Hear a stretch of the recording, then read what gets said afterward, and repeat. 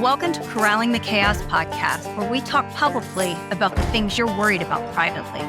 My name is Angela Leah, and I'm your host. This is the event industry podcast for companies and crew, where we're going to go deep and nothing is off limits.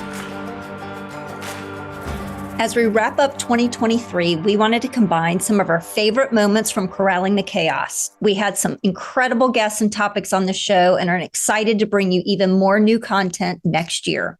This year, though, was full of growth for our industry, and we also saw quite a bit of stabilization given the last few years. You've been great to tune in each week and invest your time with us, and please keep sending us your comments. Thank you so much for listening and all you do to contribute this industry that none of us can seem to get enough of. Here's to a great 2024. Enjoy. In this episode, the good people over at ICOM are up to good things when it comes to building their company culture. A lot of people throw that phrase, building culture, around, but in reality, it takes guts to protect it, even when you have terrorists, as CEO Charles Ide describes, when they're holding you hostage. So many companies listening right now, they know as soon as you said that, oh, so-and-so's toxic, they know it, but they don't quite have enough courage to do something about it, right? They know it's toxic. They know it's affecting customer relationships, employee relationships, and they know it, but they continue to just say, but the show can't go on without John. Or so I want to pause there. How did you talk to us about the courage or what the impetus was to say, you know what, they're toxic. They could be great. They could be stellar technically, but when they're toxic, there's no room. Talk to us about that. I'm a product of my environment. I grew up in this industry. I literally came out of high school, started IDCOM, and got my butt kicked for the last 20 years. What that comes down to is I've learned that if I'm a jerk or I'm toxic, I can't get that client to hire me. And so it's trained me, hey, you better get your act in order. Well, that is not the case when someone is so high demand, because that role, like let's say, lighting designers, really great lighting designers are hard to find, and they're few and far between. Well, that means that some of them, because they're in such high demand, they don't have to be nice. They can just be jerks, but because I need their talent, I hire them. I'm going to tell you right now, guys, the worst thing you can do is say, hey, they're super talented, but they're toxic and they're terrible on site. They're mean and not friendly, and we all know them. And you hire them anyways because you say that you have to. And I'll tell you what, guys, you're doing the entire industry a disservice by perpetuating that bad behavior, showing people that, hey, you can still be a jerk and get paid. In my opinion, we have to be core value centered and say, look, if you're going to be on this team, these are the things, because you know what? I don't care how talented you are. If you're incredibly talented, but you're a jerk, you're not working for me. You have to be kind and you have to be positive, creative, effective, and a team player. We had a lighting designer one time say to us, I know the crew call is at 8 a.m., but the show doesn't start until noon. So I'll be here at 11. I've got all my stuff set up. And we were like, whoa, hold on. The call's at 8. That's when you're here. No, I'm not coming at 8. I don't care what you say the crew call is. Show's at noon. I'm going to show up at 11. And we were like, that's not how this goes. And we actually had to let him go right then and there and replace him with somebody else, because it was like, you know what? If it's going to be like that, the client's going to come over and ask for something, and he's going to go, I don't care what you say. This is what I think is better. And it's just not good for anybody. That to me is the true definition of leadership. Making the tough decisions, knowing what needs to be done, which that's the easy part. But again, having the courage to act on it and figuring it out. So kudos to you. I think that is such a great example of the leadership we need more of. So I appreciate that. We call those people who are highly talented and so good that you feel like you got to hire them, but they're toxic and terrible for the organization and super selfish. I call those people terrorists, because it's like you feel like you need this person, but they're a complete jerk. Yeah. And so you're being held hostage. Yeah. And I call them terrorists because they're nothing but but a pain in the butt for everybody. Yeah, So absolutely. we have to stand up to that kind of stuff. And you know what? It's going to make them better too, because they're Right. going to leave and go, you know what? I just got fired for being a jerk. Maybe I should not be such a jerk. In this episode with Huntley Christie of Christie Lights, Huntley dives into his thoughts on leadership. Leadership requires both strength and guts. And join us as Huntley talks about the need to often stray from what the crowd is doing rather than running towards what everyone else is doing. Clearly, you're an innovator. As I referenced at the beginning, I do feel like every time I've talked to you, you do always have something cooking in that head of yours, and you're thinking about things and how to. I've really enjoyed our conversations. You are very focused, obviously, on how to make your team's lives better, how you can be a brand of choice, an employer of choice, even though you have people with you, 30 plus years. Congratulations. I think you are that, but you're not ever satisfied, right? You're always innovating. And so what does that mean to you to innovate in our industry? I think really innovation means to find one's own path, in that it can be difficult to not let the crowd be our leader. In finding our own path, that's a natural course to innovation.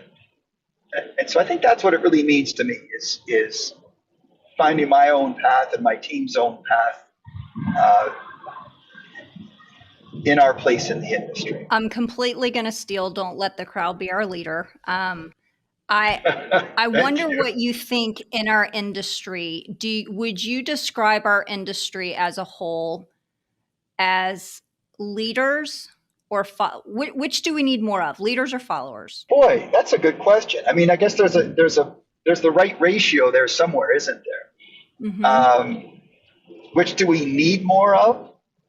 I don't know. I think it's clear that if you're a lead, it helps to know what role you want to occupy, because supporting a vision is extremely important, and defining one and rolling one out is important too. And I think first, what's most important is to know which of those roles you want to play, and if you've got that sorted out, you're set.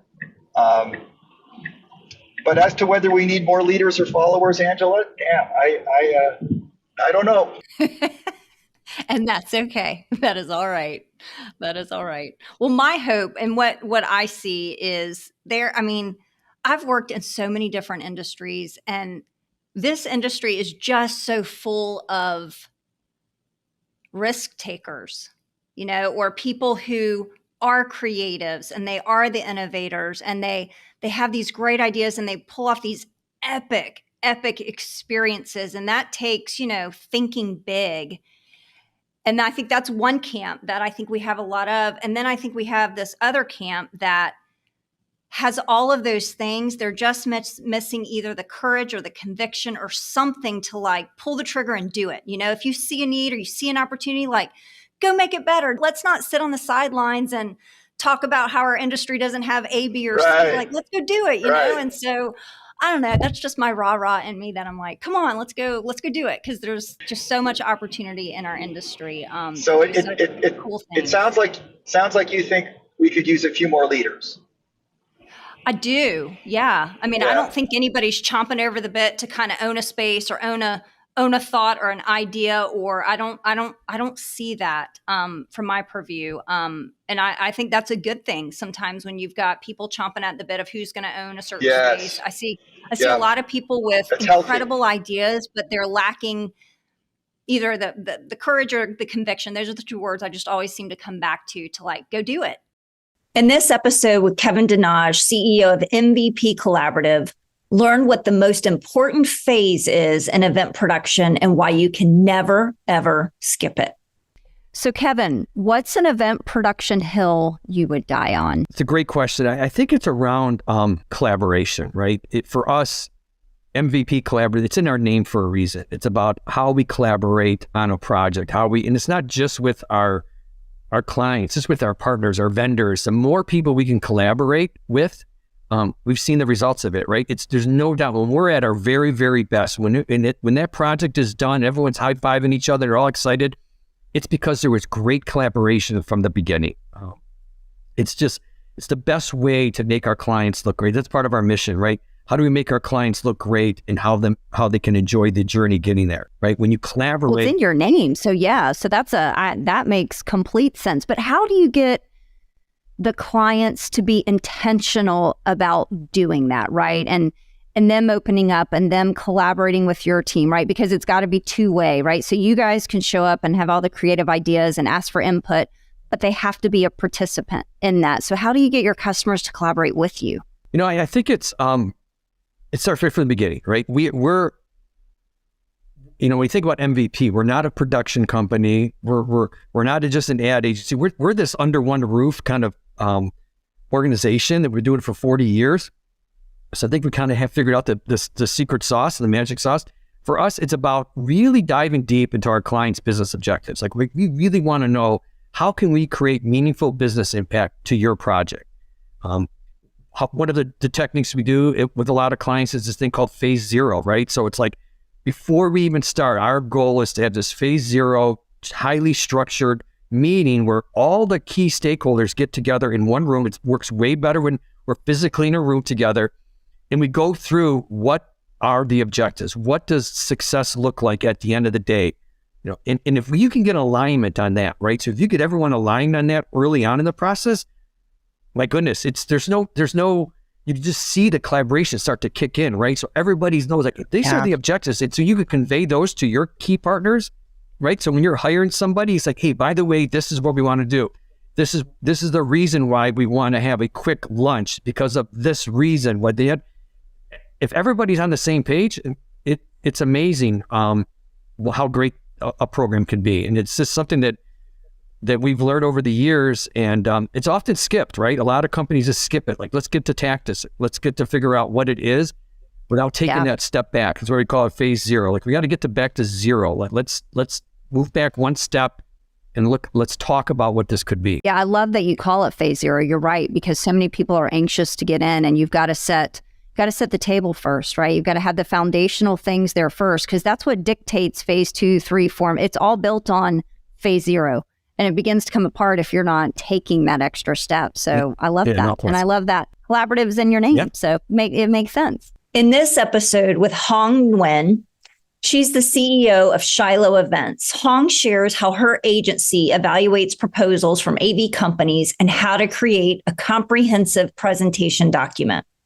So walk us through what some of those non-negotiables are and why they're so important. Yeah, so AV is definitely one of those big bucket spend. I mean, it's even sometimes bigger than my own agency costs. It's bigger than, food oftentimes, because it's a stage presence. It's the very first thing that they see when they walk into the general session.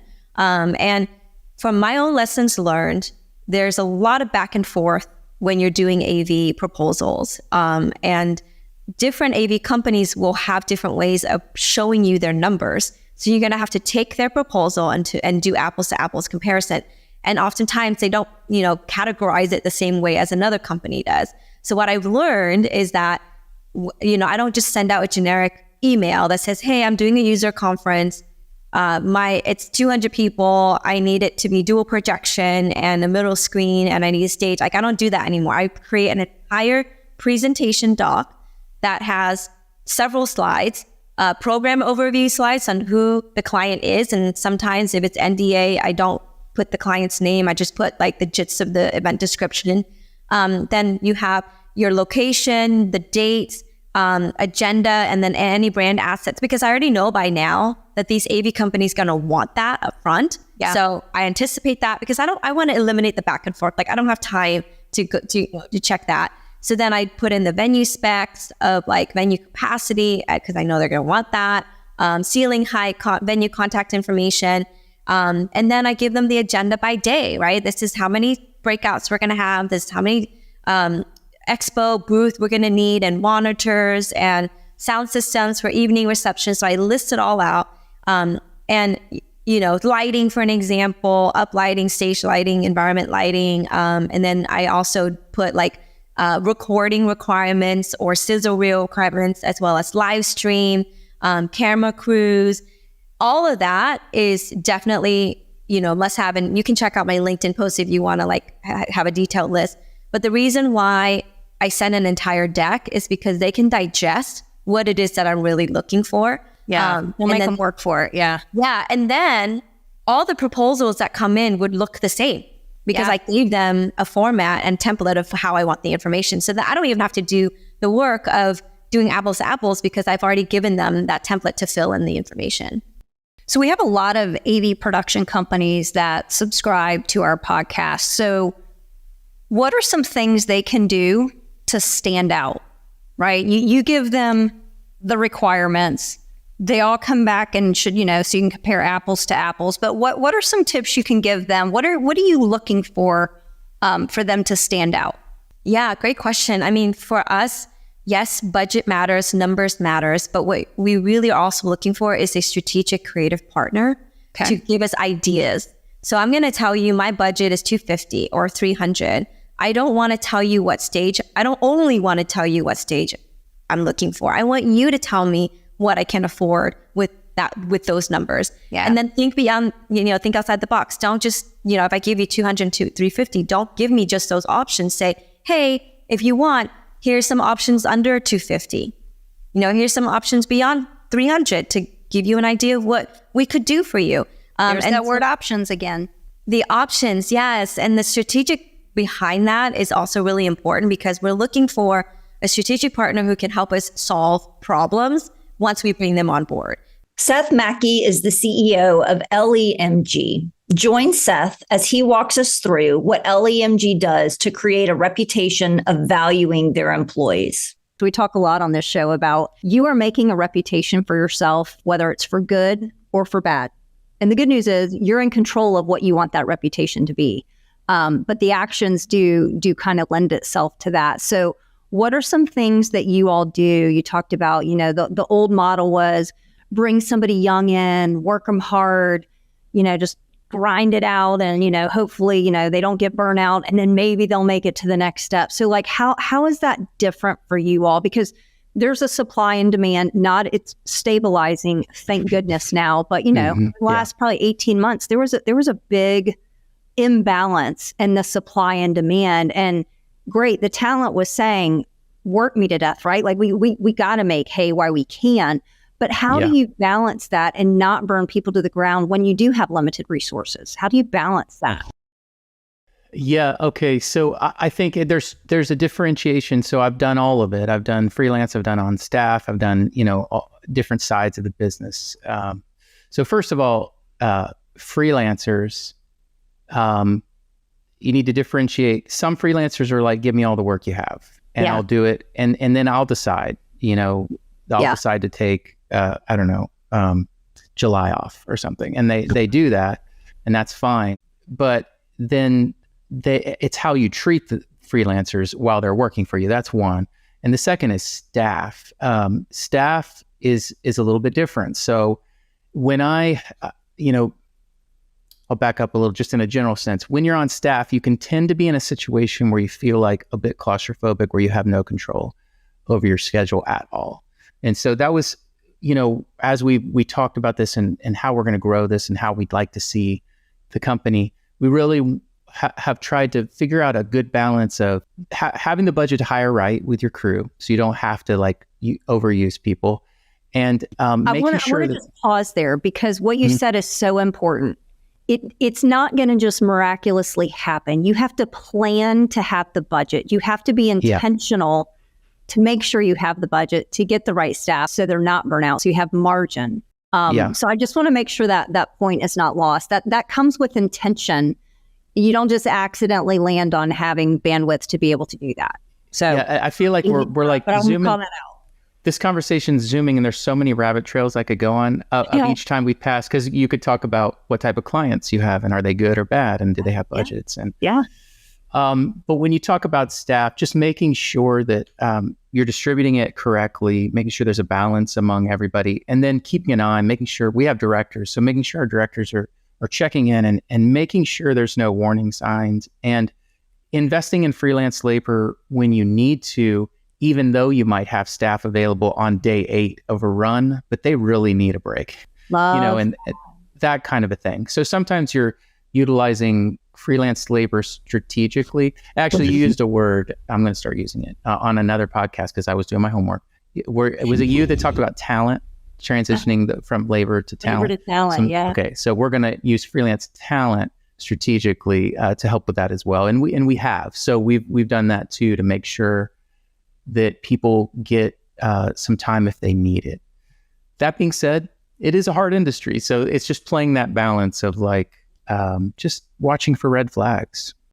In this episode with Jay O'Connor, founder of Reaction AV, Jay walks us through how automation has given Reaction a competitive advantage. So learn more about that during this episode. The iterations now are literally days apart, which is fascinating.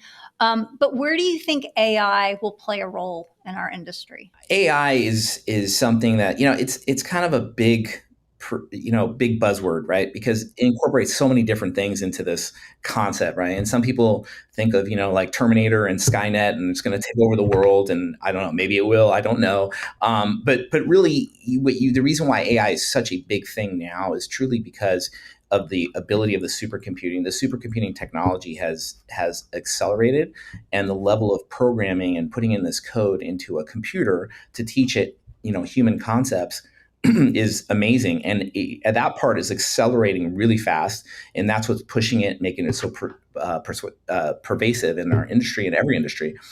I think for our industry specifically, is going back to the automated processes and talking about how do we do those things. That's where AI can make a huge impact in our industry. Yeah. Give you an example. One of the things that we spend some time with is when we do, really large trade shows and events, and there's 100 breakout rooms. Okay. And the 100 breakout rooms are running at all different times in different rooms. And some of them run, 8 to 10 on Monday. That's it. One runs, 2 to 4 on Monday and 6 to 8 on Wednesday. Right. And you're like, well, we have 100 rooms with 100 projectors and 100, screens and whatever else. It's like, well, no, we really aren't utilizing 100. They're overlapping, but yet they're not. Yes. And do you know how long that takes for one person to sit down and kind of map it out with the tracks and and then, oh, this room shuts down and that's gone for the rest of the show. So now we're going to move that projector and screen over here. Imagine AI. It's processing that information at exponential speed. You literally could just plug in the information, upload it, and boom, it's already figured it out for it. This is how many projectors you need, how many screens you need, and when you need them. That's the kind of power of AI, is really computing human thought at the speed of supercomputing. That's really what it is. Yeah. And anytime you can look at a problem and have that kind of ability and speed to deal with that issue, that's where AI is going to make a play. So it's early on. I don't know exactly all the different things that, it'll do for our industry. That's just an example I could think of. Yeah. Yeah. I think that's a great example. My hope is also so many people talk about, oh, well, I didn't know till after the fact that this had happened, and my margin, I thought it was this, but then it came in and it was really like this. And so I think a lot of it could also be just, having access to data in the moment and time in which you need it to make better decisions versus kind of finding out after the fact. So again, that AI kind of building that data. Job costing is a big one, right? I mean, we spend lots of manpower hours on job costing, and every time we think we've got it right and this and that, it takes some time to do that. I could see AI solving that issue quite easily. So there's a lot of fascinating to see. Yeah. Yes, hopefully it doesn't take over the world, but yes, I'll be fascinated. Well, I sure hope not. It's so funny. I read these articles, everything from the Wall Street Journal to Wired to whatever, and some of them are so like, oh my gosh, AI is going to solve the world's problems, and then the next one's like, AI is going to destroy us all, and it's probably something in between. It's a new tool that we need to figure out. The internet's not good or bad. It's just the internet. Social media is not necessarily good or bad. It's just a tool. That's right. That can be good or bad. Thank you for listening, and we're looking forward to bringing you more insights on corralling the chaos in 2024.